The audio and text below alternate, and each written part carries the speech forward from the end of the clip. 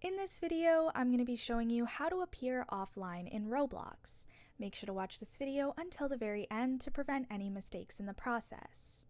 Now, if you want to appear offline and want to play the game solo and don't want anyone to know that you're online, go to the top right corner and click on Settings. Now, after this, you're going to click on Privacy and you're going to need to change a few settings. The first one is Who Can Message Me. Make sure this is set to No One.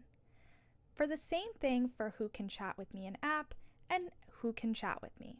Make sure these three are set to No One.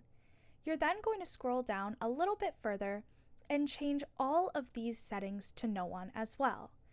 This makes sure that no one can see your inventory, experiences, make you a member, message you in app, or just anyone messaging you in general.